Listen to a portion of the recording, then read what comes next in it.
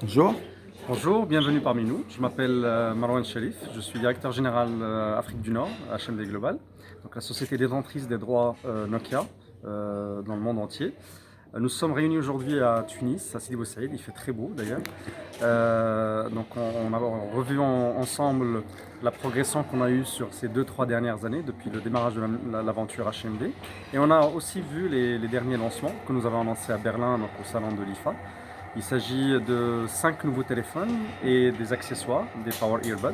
Sur les Qui va 5 être lancé en Tunisie quand? qui vont être lancés en Tunisie, en fait il y en a qui sont déjà lancés, il y en a qui vont arriver très bientôt. Donc dans les 5 nouveaux téléphones, donc, il y a 3 téléphones basiques, ce qu'on appelle des feature phones. Donc il y a le nouveau Nokia 110, il y a le nouveau Nokia 2720 Flip, donc il y a un téléphone à clapper avec 2 écrans. Il y a le nouveau Nokia 800 TAF, qui est un téléphone très robuste, qui est beaucoup plus solide que le 3310. Une certification militaire, un IP68, vraiment très solide. Incassable Incassable. et à un prix très résistant à abordable. l'eau, très abordable.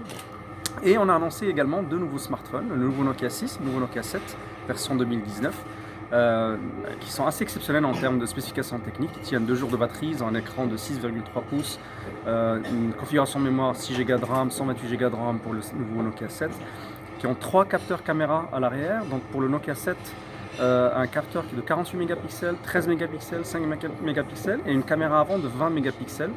Une qualité d'imagerie, de prise de photos et d'imagerie qui sont vraiment exceptionnelles. Des capteurs caméra Zeiss.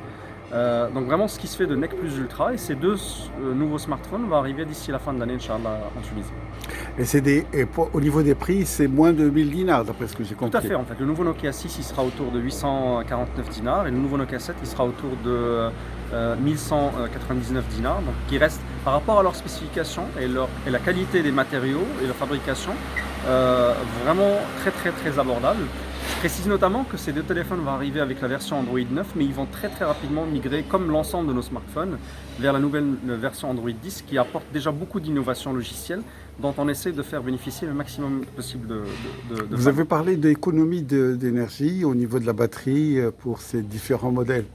En fait, l'autonomie de la batterie tient beaucoup plus longtemps. En fait, on a une batterie qui est assez raisonnable, 3500 mAh seulement, mais du fait que la version logicielle elle est optimisée, parce qu'en fait c'est une version Android qui est pure, donc il n'y a pas de surcouches en fait qui vont épuiser la batterie, et aussi du fait du processeur qui est très bien adapté par rapport à ce téléphone-là, simplement 3500 mAh permet de tenir avec une utilisation parfaitement normale, si on peut passer des coups de fil, YouTube, Facebook, etc., et de tenir parfaitement 2 jours. Merci beaucoup. Merci à vous.